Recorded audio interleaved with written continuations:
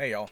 I started writing out the differences between our current schedule and 112 plan, and it got way too long, so I think a short video would be much easier to understand. So here's a quick rundown of three pay periods, which each one of these is compared to three pay periods in a row because that's when it resets. Obviously starts on a Sunday, runs 2 weeks, runs 2 weeks, runs 2 weeks. This is our normal schedule, and then it resets. So this is the easiest way to compare.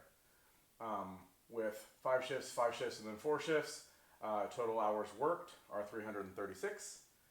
Um, the current way we are paid is because of a Garcia law. The first 106 hours is paid straight time, and then anything after that would be overtime.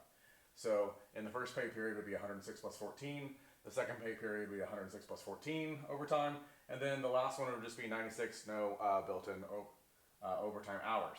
The easiest way to compare this, instead of saying um, straight hours plus overtime hours, is just the total amount of hours times your pay rate.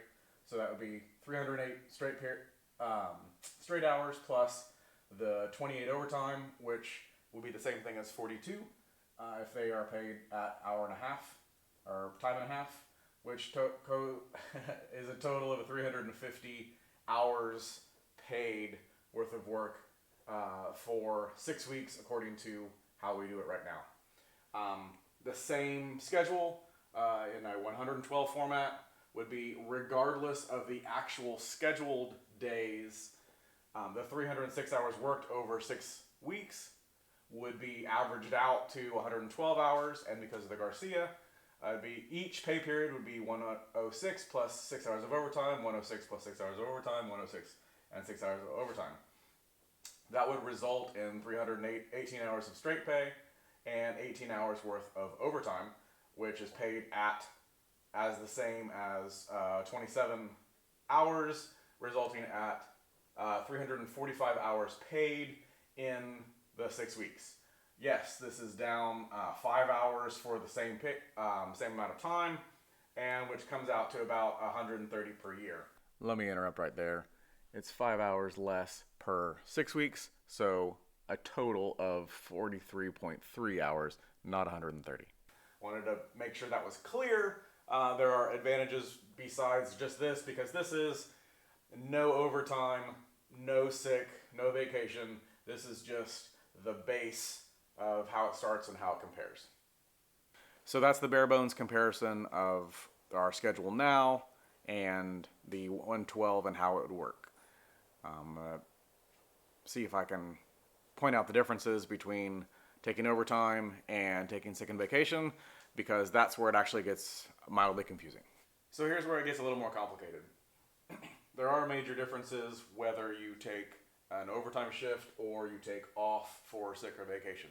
Everybody takes them different, but most of the time you're at least going to take some sick and vacation, be it holiday, same thing.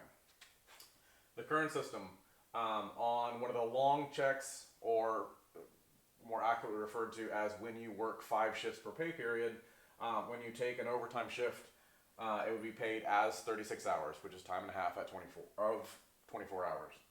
On a shorter check, meaning you only work, or you're only scheduled for 4 shifts and take an overtime shift, the first 10 hours, of course, are paid at straight time, and then the 14 hours afterwards are paid at time and a half, which is similar to being paid 21 hours of straight time, for a total hours paid of 31 hours.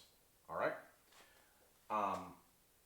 As far as taking sick or vacation, currently, if you take time off where you have 5 shifts scheduled, you lose the 14 hours of built-in overtime, which is the equivalent of 7 hours of straight time. So the first sick or vacation in a pay period that has 5 scheduled shifts is a reduction of 7 hours. In comparison, with 112, the same pay period that you have 5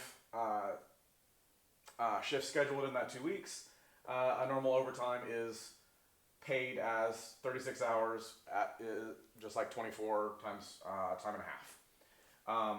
even if the particular pay period runs where you only have 4 shifts, still paid at 36 hours because of how you have to do that. You're starting with a base of 112. You're not starting with a base of actual time worked. That's the big difference.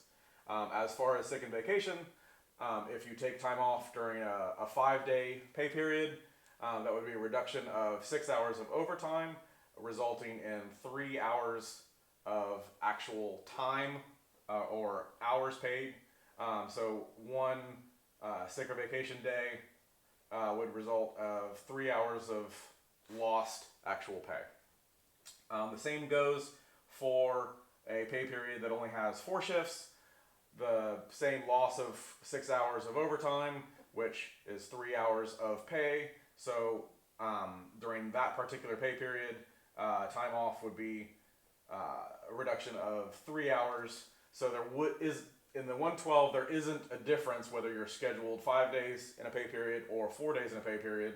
Whereas the current way we do it now, there is a huge difference, and lots of people try to take advantage of the fact of either taking a day off during the short pay period or only working overtime during the long pay period with 5 scheduled days.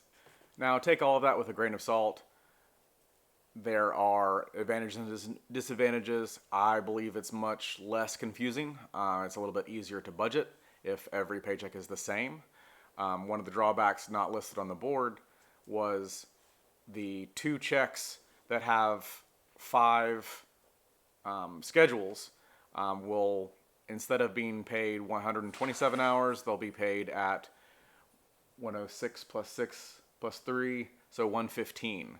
Not necessarily getting paid less over the 6 weeks, always, but spreading out those paychecks over the 3 pay periods. So that's something to consider. The other is everyone somehow does take vacation or sick time, maybe not necessarily overtime, but unless you just let all your vacation lapse, so as you're sick, also your holidays, eventually you're going to have to use those at some point. So there are some pretty decent advantages towards not having to schedule when you take time off. The advantages of taking sick or vacation time are the less loss of built-in overtime. Take that what you will. In the end, my job isn't to convince you anyway. I just wanted to be able to explain it. I'm actually for it, if only for the simplification and the less loss of overtime when taking sick and vacation, and the instant overtime on regardless of what the schedule is. But you make that decision yourself, and thanks for coming to my TED Talk.